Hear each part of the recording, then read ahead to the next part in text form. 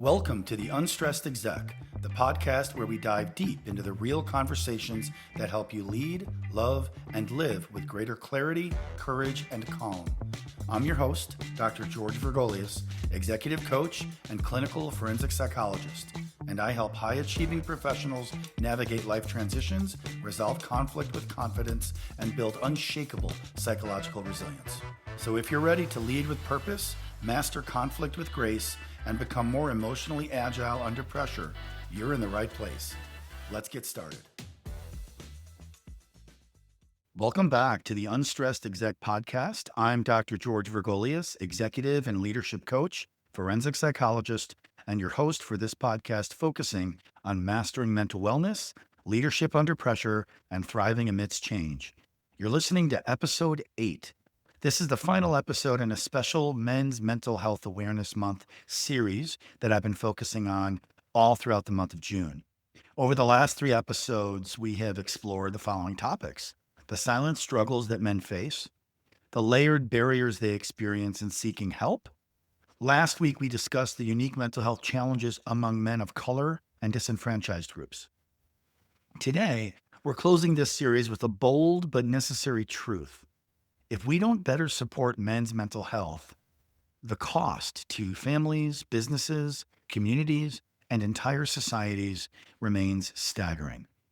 In this episode, I'll break down what those costs look like, why we continue to fail at supporting men, and most importantly, what we can do about it. So let's dive in. Let's begin with what the data is telling us, and frankly, it's pretty chilling. I'm going to approach this first segment in 2 parts. Part 1 addresses a general overview of the impact on society when men remain silent and don't address their emotional turmoil. Part 2 of this particular section, I'm going to pull on my expertise as a forensic psychologist and certified threat manager in workplace violence to dive deep into how this issue results in an increase in violence and mass shootings. So really, I'm going to look at the violent outcome of what happens when men are not emotionally regulating. First, from the general overview or the general perspective, a few data points to anchor us. According to the CDC, men are nearly 4 times more likely to die by suicide than women. And for men aged 45 to 64, suicide is one of the leading causes of death, 45 to 64. And particularly among white, blue-collar men, that is the single fastest growing demographic of all backgrounds and demographics in terms of suicide, completed suicide risk. That is a really scary finding. National Institute of Mental Health reports that while women attempt suicide more often, men are more likely to use lethal means, and therefore they're more fatal. They're more successful, unfortunately. Beyond suicide, men are disproportionately represented in alcohol and substance abuse, incarceration, violent crime, and homelessness. Men take up a significant majority of those problems, well above the roughly 50% share of the population, all of which are deeply interlinked with untreated mental health issues. So as we explore this, we have to realize that this is not just a public health issue, it's a societal fracture. And on top of that, there's a significant economic toll. A 2023 study published in the journal Medical Care estimates that suicide and non-fatal self-harm cost the U.S. economy more than $500 billion with a B, annually, with the majority of that cost stemming from lost productivity, wages, and reduced quality of life years. $500 billion. That is an amazing economic toll. Now, if we layer in the workplace, a 2022 Gallup poll report found that employees with poor mental health miss nearly 5 times more workdays than their mentally healthy counterpart. 5 times. That's not just an HR issue. It's a business performance crisis. It is a significant problem that negatively impacts teamwork, morale, and the economic bottom line. So we definitely know there's kind of a hidden crisis here, and I've been talking about that throughout the month of June. There's another layer to this, though, in terms of the risk to society when men are not reasonably or adequately emotionally regulating. So now for the second piece on the understanding the hidden crisis, let's have a tough discussion of the relation between men and violence. Now, let me restate that the relation isn't men and violence. The relation and the problem with leaving it there is the risk of putting all men into a bucket of being at elevated risk for violence. And the data does not support that. There's an overwhelming majority of men are not violent, not aggressive, and reasonably regulating their emotions, at least at a level that they don't resort to violence as a coping mechanism.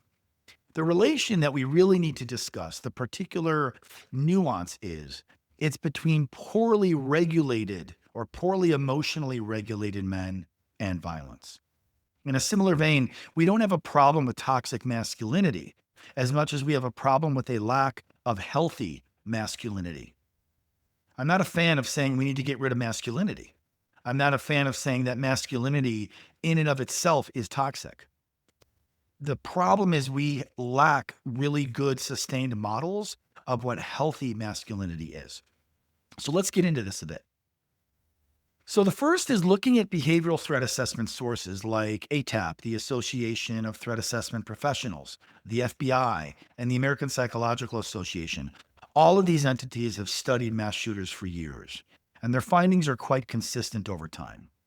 And that is there is a kind of a trajectory, a runway, if you will, a roadmap that mass shooters move along as they move on their pathway towards violence.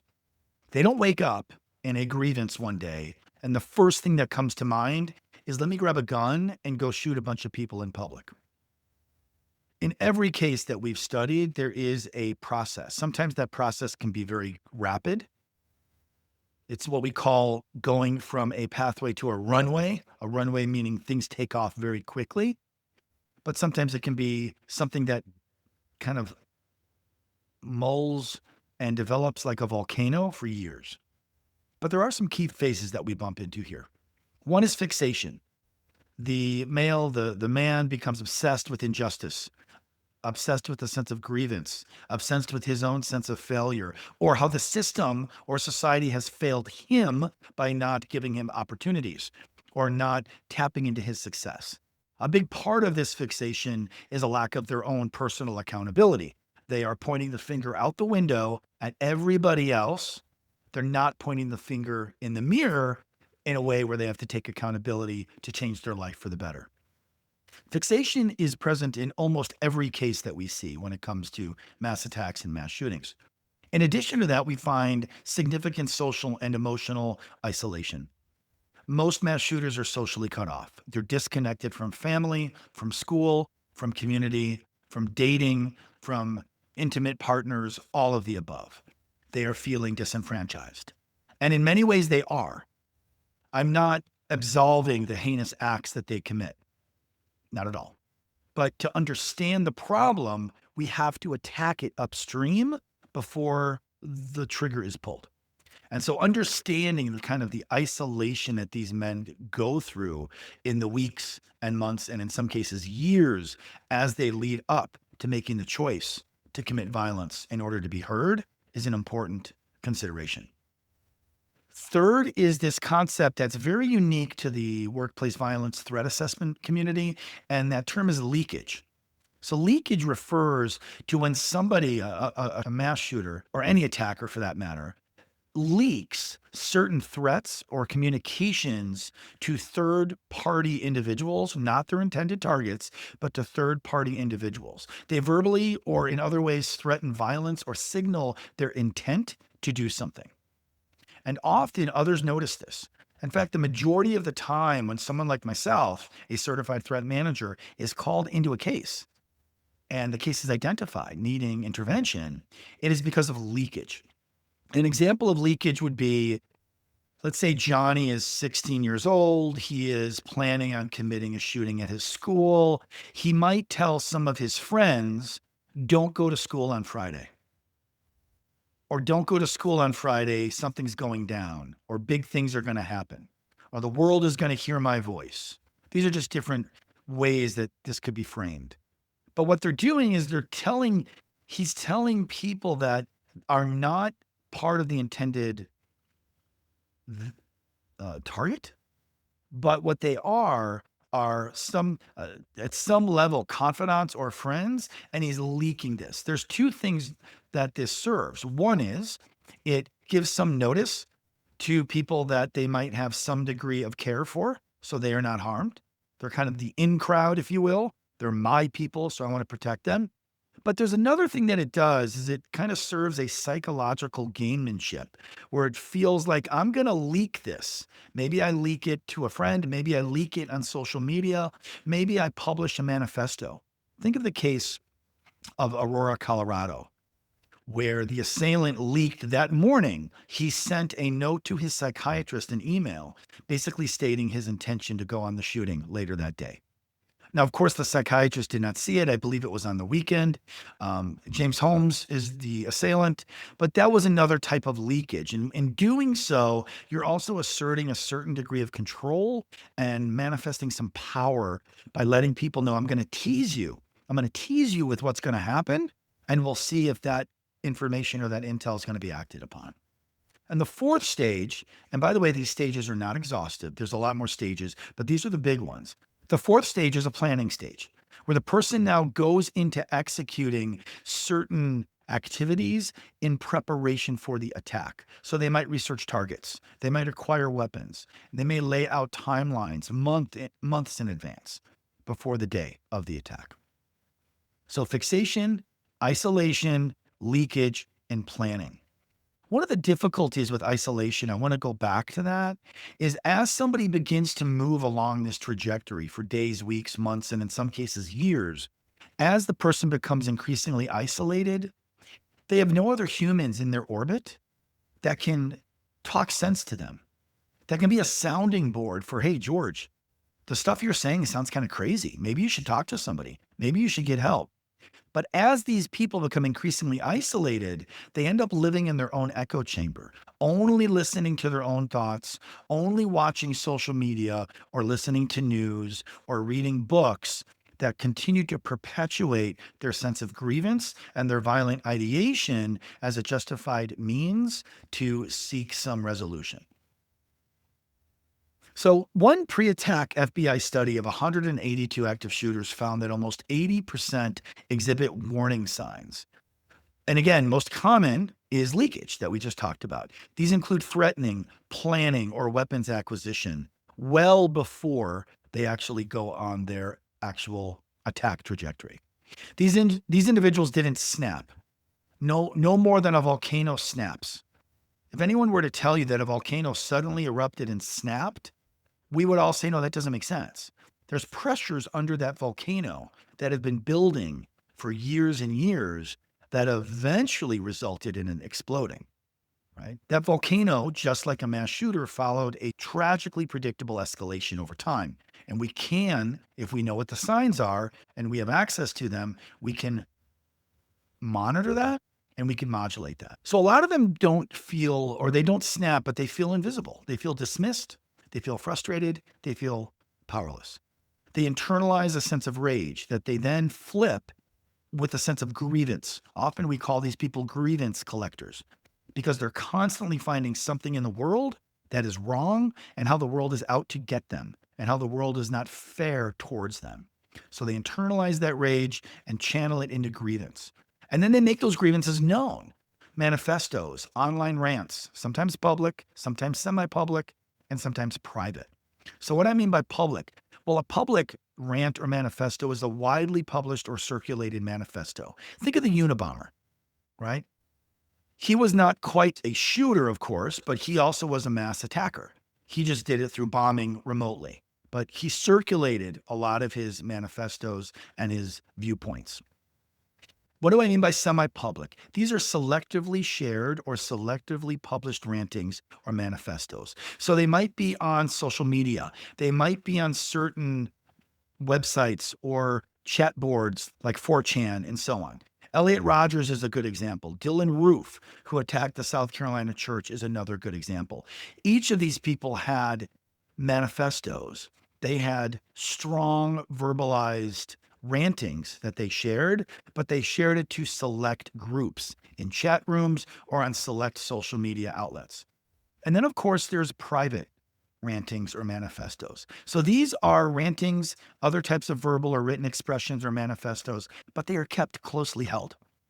An example of this is Harris and Klebold, the assailants in Columbine.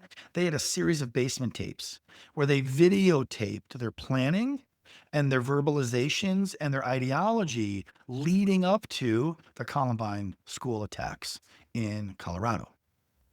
But they didn't make these known ahead of time. These were found after the attack. And then, of course, they move into a planning of the attack phase. Often, this is building towards a suicide mission finale. Upwards of 70% of mass shooters have clear suicidal ideation with no intent to escape. The remaining, a good remaining chunk, another 10 or so of percent, have passive suicidal ideation. And what I mean by that is they don't necessarily want to die, but they don't have any clear plan or thought on getting away either. They are in this ambiguous sense of, I'm committed to this act. As far as whether I live or not, who cares? Either way, I'll try to escape. If I can escape, that's great. But if I can't escape, so be it. I'm already in such a despondent state that I don't really care if I live or die. All right. So let's talk a little bit about characteristics of mass shooters. And I want to be careful here because there is not a profile of a mass shooter. That is something that's misunderstood a great deal across social media. But we can get at different characteristics that tend to ring true when we study mass shooters across a number of different types of attacks. So to understand this cycle, let's walk through the research from threat assessors. And the first, and we've already mentioned this, is emotional isolation and social withdrawal. These men often lose connections such as family, friendships, colleagues, leaving them in these echo chambers that I mentioned earlier. They have unresolved rage and humiliation.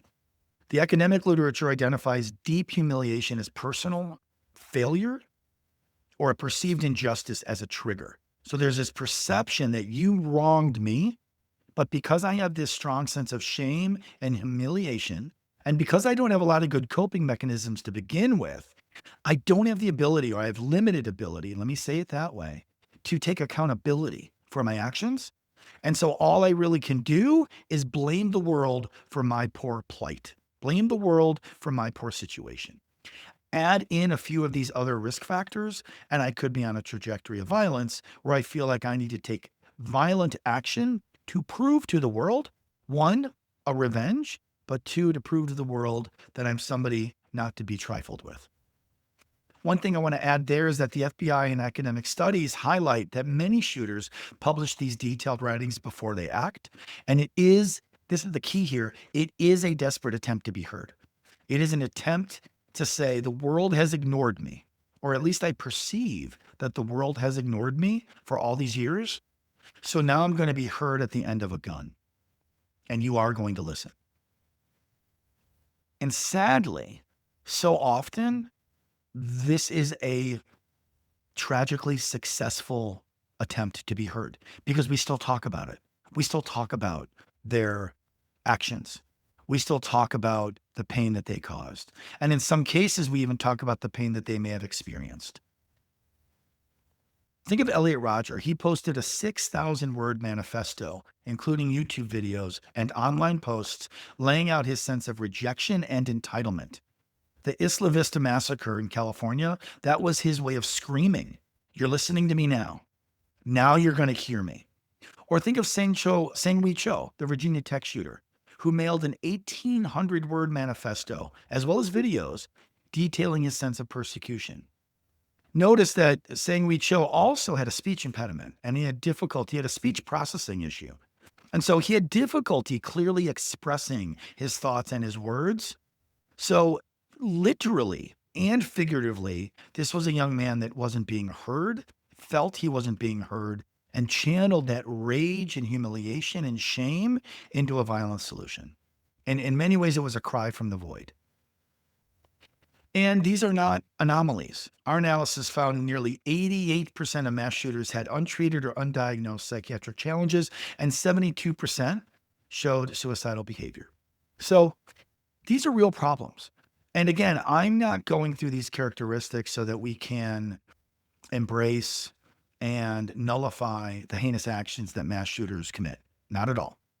But if we are going to try to solve this problem, particularly as it relates to men, and let's be clear, men are committing these actions. I think the last data I saw, which is probably about a year old, only 3% of mass shooters are women. And like 0.03% fall in the LGBTQ category. And that's a pretty big category, but it's very few fall in that category. 3% are women. The overwhelming remaining 97 some percent are men. This is a male problem. But for us to deal with it and deal with it effectively, we need to understand the emotional and psychological precursors that build towards these tragic ends. Men, especially men in leadership, men of color, working class men, men that feel disenfranchised, men who feel left behind, men who feel that the system has let them down. So the big question is why? Why are we losing so many men and so much potential to silence? And that's what we're going to jump into next. Why is it that men don't seek help? Still, I mean, we are in 2025. The world is more psychologically informed than it has ever been in terms of understanding psychological processes, understanding the negative effects of silence, of holding emotions in. We are more psychologically literate than we have ever been since the invention of psychology a little over 100 years ago. And yet, we still have walls standing between men and the help that they need. Few things tap into this. One, cultural expectations and toxic masculinity. Even with growing awareness, men are still taught from a very young age that strength equals silence. Real men don't cry, big boys don't cry, don't complain, and certainly don't see a therapist. Don't talk to strangers about what's going on. I post quite a bit on Instagram as well as TikTok and YouTube. And you could find me, I'm at the Unstressed Exec on all three handles. You could find me fairly readily there. And to this day, I still get men whenever I post something on these topics that will say, a man's job is to stay silent and provide. A man's job is to carry these burdens alone. I mean, there is still a strong sentiment, even in 2025, that real men don't cry. Big boys don't cry. Pull it up. Pull your shit together. Shut up and continue, right? When I work with male executives, many will tell me that they're quote unquote handling it. But when I probe deeper, it becomes clear that handling it means a number of things: sleepless nights, snapping at their kids, numbing themselves with alcohol or drugs, or internalizing this immense sense of shame and self-doubt. The reality is we've raised generations of men to fear their own feelings, and then we're shocked when those feelings explode outward in violence or implode inward in depression and suicide, right? But we're told to be quiet. We're told to manage. We're told to man up. And then we're also told to be vulnerable. And those mixed messages just aren't going to work. Another thing that we find are workplace cultures that penalize vulnerability, despite all the lip service and all the corporate marketing around be open, be vulnerable, bring your authentic self to work. We still tend to penalize vulnerability. And many organizations asking for mental health support is still seen as a liability. Men worry about being passed over for promotion, labeled as unstable, or judged by peers. Some industries like law, tech, finance, medicine, and emergency response, these foster cultures of stoicism. And that stoicism is helpful because it helps us in the short term push through and not get completely swamped by heightened emotionality with the difficult things that we have to deal with in those work areas. High stress is then normalized. Mental exhaustion is a badge of honor, and vulnerability is quietly punished or just pushed under the table. But here's the irony. When male employees do receive mental health support, they perform better, they lead more effectively, and they're more resilient. It's not weakness, it's actually psychological optimization. The third issue of why men don't seek help is that we systemically and structurally have access gaps. Even when men want help, the system doesn't always make it easy. Therapy is expensive. Insurance coverage is sometimes inconsistent or confusing. Wait times are long, and men of color in particular face added hurdles. Few culturally competent providers and a justified mistrust of systems that have historically ignored or exploited them. So we can't address men's mental health without redesigning the systems around it. In addition to that, there are ripple effects. What is at stake when men don't reach out or feel that they can't reach out? Let's talk about the consequences of that. So, the social cost of men remaining silent. We talked a little bit about this already, right? Suicide, we talked about that. Men are nearly 4 times more likely than women to die by suicide. And in mass shooters, suicidal ideation is shockingly widespread, up to 70% or more. We also know with mass violence, which we talked earlier, the FBI and APA link unresolved anger and isolation to many mass shootings, homicides, workplace rampages, and domestic terrorist acts. Another way to say it is the men that are committing these acts, they are not well put together emotionally. They are not well put together psychologically. Think of the Dalai Lama. The Dalai Lama might be the one human who is most psychologically immune to carrying out a mass attack or a mass violence incident. Why?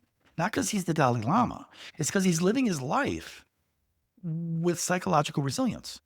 He's living a life of very well-developed, heightened emotional and psychological intelligence. That's why he's so unlikely to carry these things out. And that's what we need to bring to more men, the ability to manage and regulate so that violence is not their only perceived coping option. The other is community trauma. Survivors, first responders, and entire neighborhoods contend with PTSD, depression, and fear long after the headlines fade. So there's this sense of we just have to live with this. This just comes with living here. This comes with living in this environment.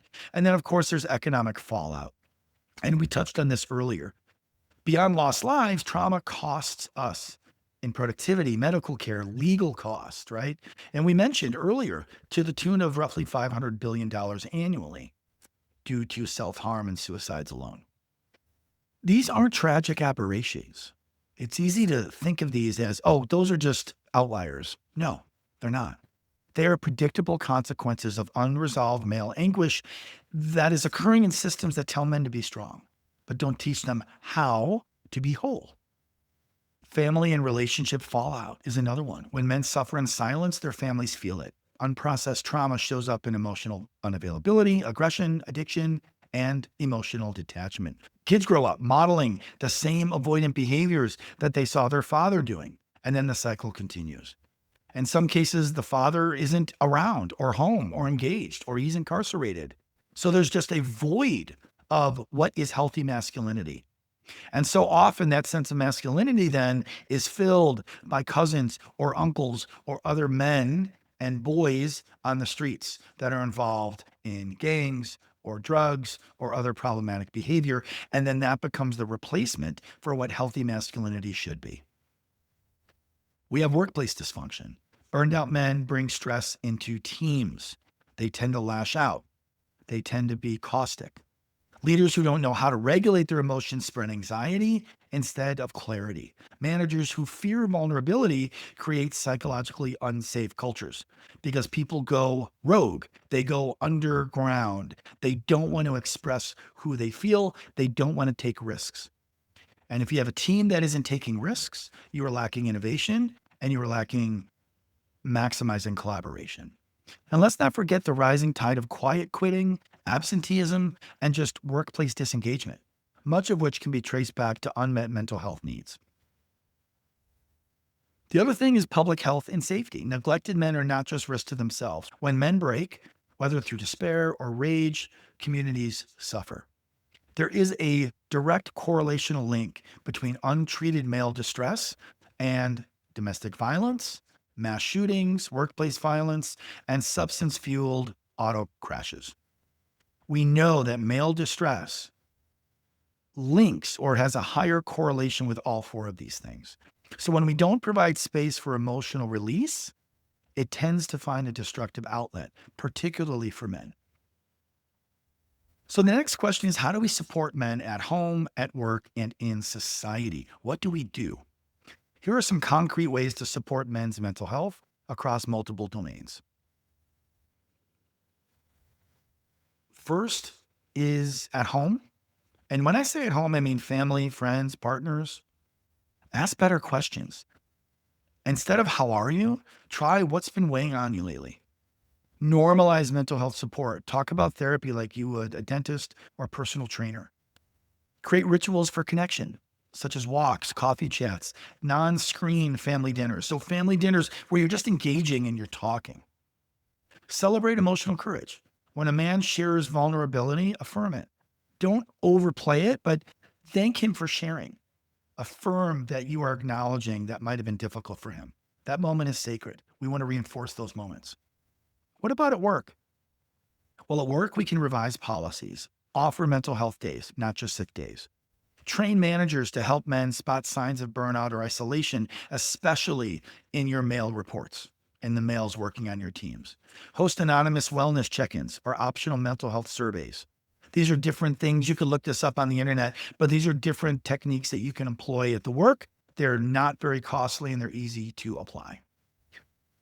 Bring in male therapists or peer support programs that speak directly to the male experience, that allows them to feel heard and understood. And then at the societal level, there's things we can do. Support campaigns like Movember in November, Heads Up Guys, and Black Men Heal. These are all noteworthy initiatives, right? This month, I'm devoting this podcast fully to men's mental health awareness, and that's all I'm talking about. Fund community-based mental health programs, especially those led by and for men. Push for parity in mental health insurance coverage and reimbursement rates. And this helps not only just men, it also helps a whole host of different groups, including disenfranchised groups. And then use your platform. Whether you have a podcast, you're on LinkedIn, you're on Instagram, TikTok, like I am, Facebook, YouTube. Talk about this issue. Talk about it in a passionate way so people can understand. So another thing to do in terms of prevention through emotional support, and this is specific in the realm of violence mitigation, there is kind of a roadmap, right? The field of threat assessment offers a roadmap of how you can intervene and help prevent violence, and it starts with connection. The first step is recognizing and respond to warning behaviors. ATAP, the Association of Threat Assessment Professionals, and the Secret Service both have guidelines where they encourage low threshold response teams that can assess fixation, leakage, isolation, and weapons buildup. And then they intervene with these individuals, ideally to get them the help they need, to provide them the support they may need, to give them means of solving their problems without resorting to violence. Create emotional space for men. Beyond how are you? Ask, what's been haunting you lately? Silent validation can halt escalation. Listen to them. Be a space where they can speak and they can be open. Normalize seeking professional help. I've said it earlier, therapy isn't weakness. It's a way to process anger or grief before it calcifies and adds to the psychological armor that so many men carry around. Peer-based interventions are very powerful. Threat assessment data shows that social support and guided referrals reduce threats and prevent tragedies. And promote responsible disclosure. Encourage men to share emerging pain earlier. Encourage them to share this upstream.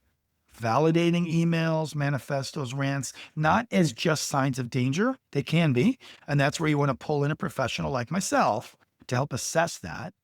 But acknowledge that those manifestos aren't only a sign of potential danger, they are also cries for help. And that's an important recognition. So what is the price of ignoring men? New York University professor Scott Galloway has been sounding the alarm for years. I've mentioned him multiple times over the past month about the rising crisis of male disconnection. And he writes about young men increasingly disconnected from education, relationships, and employment, and warns that societies that abandon men breed resentment, extremism, and collapse. And this is a quote from him. When men feel they have no future, they become dangerous to themselves and others. In a New York Times ops piece called The Appeal for Men to Join ISIS, this was from 2015, journalist Tom Friedman perhaps said it best in describing why is it that so many men Homegrown domestic American terrorists, as well as those from other countries, are prone to be radicalized. And he nailed it with a very simple quote. Here it is. It's because they've never held a job, a power, or a girl's hand. I'm going to say that again. It's because they've never held a job, power, or a girl's hand. This is a powerful quote, and it really is spot on. Let's look at what it's saying.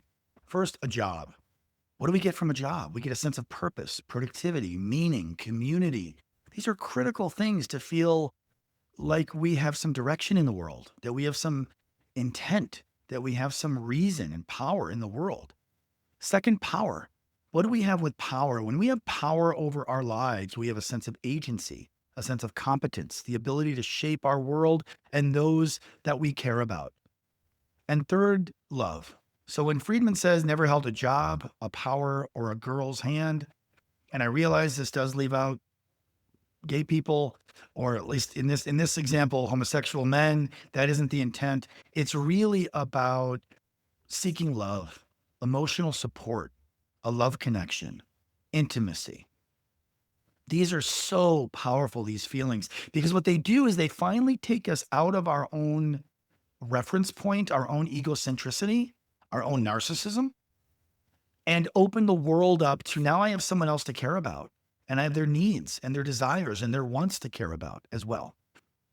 That is a game changer. It mellows men as they get older. It tempers their anger and their frustration. And it gives them a deeper sense of purpose to provide, to protect, to guide, to support, to love. So young men who've never held a job, never held power, never held an intimate's hand, that's a powerful statement. What both Galloway and Friedman are saying is that there is a very high price for when society does not afford a trajectory for men to achieve these fundamental things. But both Galloway and Friedman strongly argue that we have a choice. We can change things.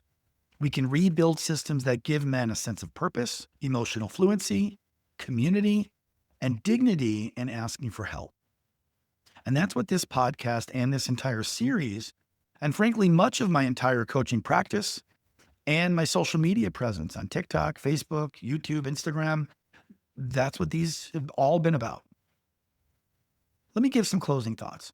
If you've made it through this 4-part series, first and foremost, thank you. You're part of the solution.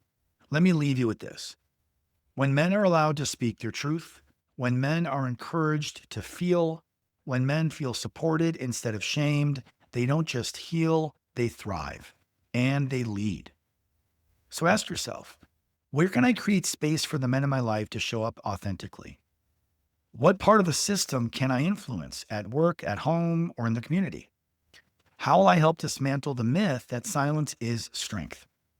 The high cost of silence is too much to pay for, and we have been paying too high of a price for too long.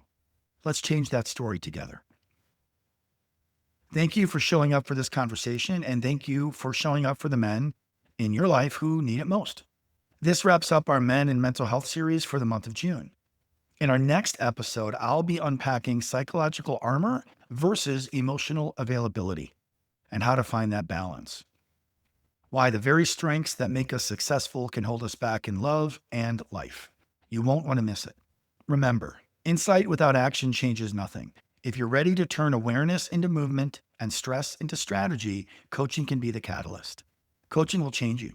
To set up a free consultation, you can find me at www.theunstressedexec.com or on TikTok, Instagram, Facebook, and YouTube as The Unstressed Exec. Let's create real momentum starting now. Until next time, I'm Dr. George Vergolias, The Unstressed Exec. Thanks for listening. See you next time. And remember, shift happens.